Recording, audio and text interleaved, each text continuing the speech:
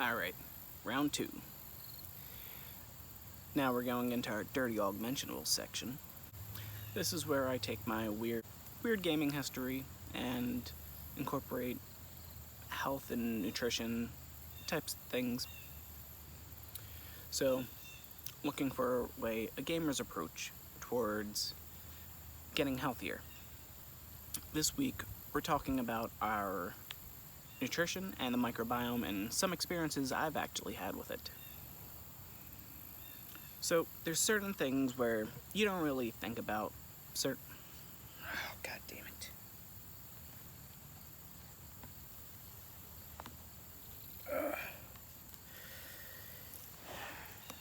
Forget about Sharky.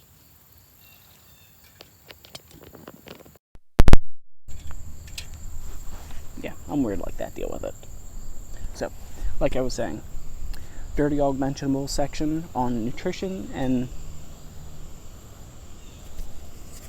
my observations with health and fitness.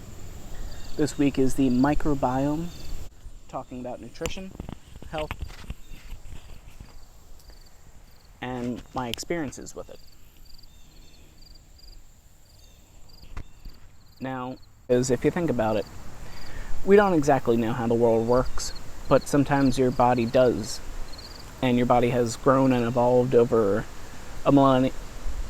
over so many years. The bacteria and various other nutrients that fuel your body interact with your body a certain way that, unless you're educated on such things, you don't really understand how they all work. Things like caffeine or sugar, things along those lines where having a certain food during a certain time frame can completely make or break the way that you sleep or the way that your day interacts with everything. Now, if you think about it, these bacteria know how to pull the strings. You could kind of think of it like there's a reason why they call it a culture of bacteria. Think of, say, your town or something like that, where you're voting on new roads or how well something should be taken care of in certain areas. You're going to start influencing culture in a certain way, telling them that, oh, we need to bring this about, have this here, that there. And if the majority says that a certain thing should be done a certain way, the town changes it. Now, hindsight, it's a crazy story to think about, or I'm just inferring my own ideas on the way things were, but something that I had noticed was, at the time of me realizing this, it was about 2 weeks that I was going for sushi non-stop. Every chance I got, I would go over, pick up some sushi, order some sushi for dinner. Mrs. loved it. I did too. But just the way that my brain works, I was thinking about it. And I'm like, okay, well, what's different from this week from the other weeks? Why am I craving so much sushi so much? I'm not pregnant, obviously. Yeah, I'm not. Neither is the missus, but still. Because of the way that I think about what changed throughout that time frame. And from the information that I had known about the microbiome, I realized that the body instinctually needs certain nutrients or chemicals or elements, and it will seek out those foods, those nutrients and those chemicals in a certain pattern using cravings that you already associate with other things. Now, upon me thinking about this, I realized I hadn't been taking my fish oil because I was out. My body was screaming out for those omega-3s that I just ended up inferring as a craving for sushi. Sounds weird, sounds crazy, but that's what I had realized, that my body dying for those omega-3s, dying for a little food. Yeah, I can't go fishing like you. Sorry. So dying for that told my body, go get some sushi. There's some omega-3s in there. It's something along those lines. And so my body would crave it and go for it. Now, that was just me. Your doctor or your body may have different needs. Some people who might be low on iron might be craving spinach or steak or something along those lines that your body infers to have those items, which is why, just like in any video game, you look up the instruction manual, you look up a health guide, look up what nutrients you need for your activity, what your family's history might be. Who knows, maybe your family is historically low on iron or calcium. Those things get passed down through your genes, through the bacteria in your body sometimes. So those things will actually impact the way that you enjoy things, the way that you crave certain things. But yeah, homework for this one is do a little history on yourself and try and think about the mental processes that you may actually be doing, the hoops your body may be jumping through just to get a little bit of vitamin D maybe, a little bit of vitamin A, a little bit of vitamin B. Maybe the reason why you're craving all that spinach is because you need that vitamin K, or you need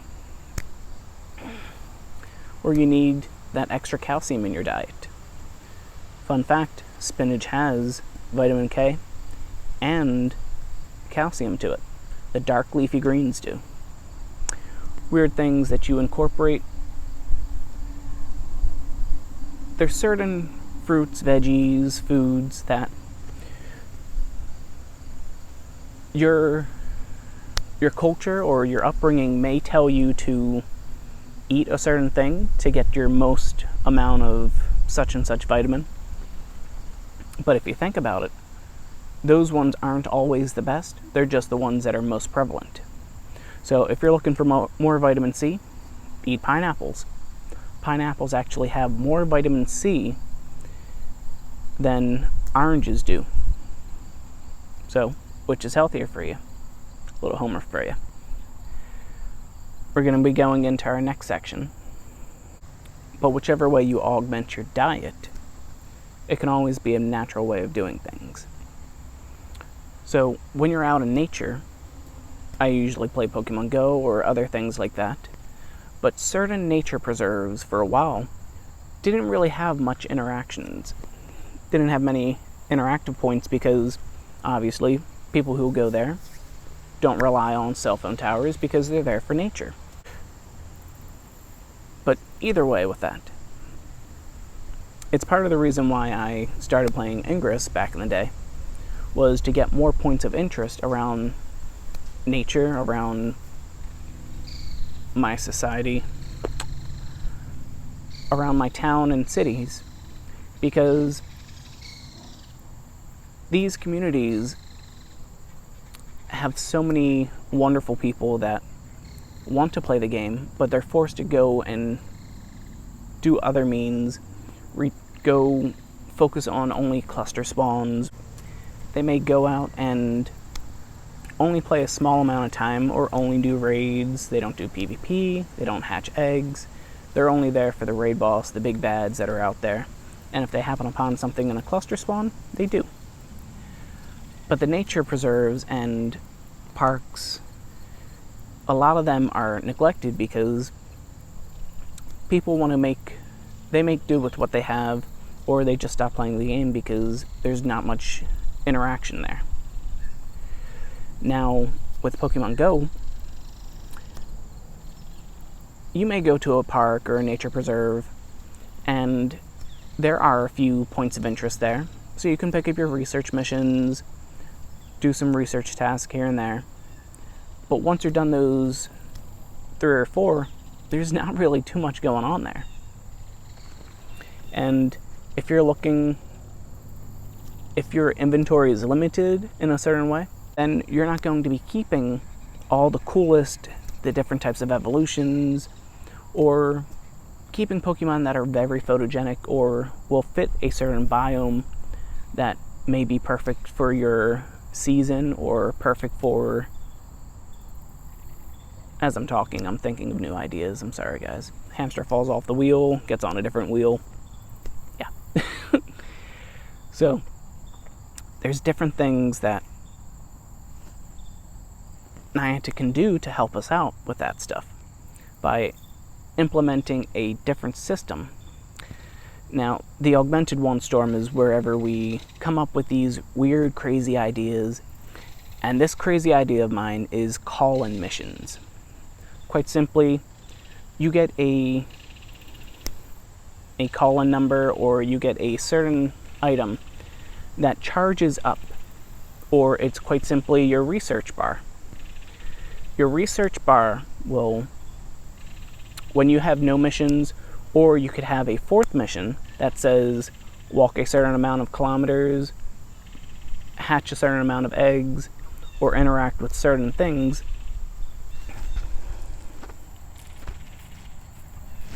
Yeah, I had down, you complete your tasks, hatch eggs, power up a Pokemon 3 times, evolve 2 Pokemon, take 5 snapshots, gain a buddy candy, and you could limit it to a certain amount of call-in missions per day, and they wouldn't have a direct research stamp. Or you could, that's up to you. It's only 1 day out of 7, so it wouldn't, it might be, you complete 1 a week. That way it's not a full replacement for the research system. It's only a add-on that will allow people to continue to play while they're out in nature. And the other ideas I had were a little crazy, but I think they could definitely pull it off because it helps with the exploring section. So quite simply, you go to a section where you go there in fall, you go there in spring. Niantic can come up with their own seasons, or they could quite simply use the seasons that are already in line.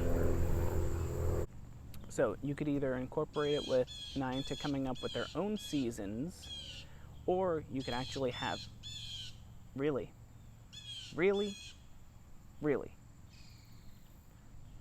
Thank you. Okay, so you incorporate it with the same seasons or with other seasons. That way you can actually figure out. That way you can go there during a certain theming. So obviously you don't want people going there, well, it's nature. You dress appropriate for the appropriate type of nature, appropriate type of season. And this incentivizes players to visit a nest or visit a, ooh, that's a good one. So, these call-in missions should be at nests. That's another way. So, call-in mission, nest. This is okay. We're rolling with it. So, call-in mission field research. These missions should only be available at nests. That way players can specifically figure out where a nest is. They can feature a special Pokestop if they want, maybe in the middle of the nest, maybe in a certain section, but field research that actually happens in a field. These are specific points in nature. They've already identified where the nests are. We know that certain spaces will flip every other Wednesday. And when that flip happens, the research could change up. That will incentivize players to frequently visit nests and visit those parks and playgrounds more often. Now, it doesn't necessarily need to have a, that could be a good way to do it. So the field research, the call-in mission research, could actually be that nest Pokemon, or it could simply be just a Pokemon along that type or along that type of nature. So if it's a forest preserve, grass, bug, other things along those types. Or it could be that specific nest Pokemon.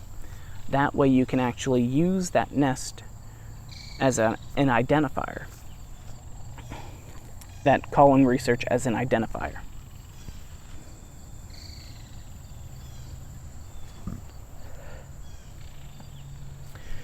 Now,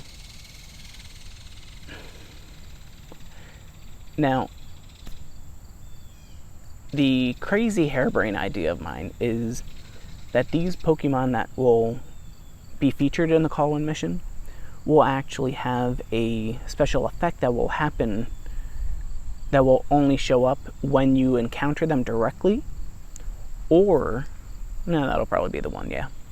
Similar to how like Celebi or Mew will turn invisible, or Celebi had the flash of attacks, or Jirachi called in a swarm of other Pokemon to wake it up and photobomb in a way. So they could implement different features for different nests and different Pokemon. And these call-in missions would incentivize visiting a nest when it doesn't have a lot of Pokestops, or if it doesn't have the coolest Pokemon or a meta-relevant Pokemon. So things like just random Ponyta. You have a Ponyta nest with the fire mission that may bring in multiple fire types that possibly maybe you catch throughout that time. That'll be tricky. But still. So, call-in missions. Augmented Ones Storm. I think we could do it. Niantic, you listening? I'll tag a few of you guys. Just some crazy ideas, but I think we definitely need another reason to go to a Pokemon's nest and to constantly visit them, as well as reward other points of interest as well, with more photo opportunities, with special photogenic features. Yeah. Good luck, good balls. On to the next one. Okay, this week for caffeine calibrations, we're just going to briefly go over the matcha green tea. Matcha green tea powder, you add it to your coffee, try it out. I've been doing that currently, with mixed results with it. Currently, the one that I have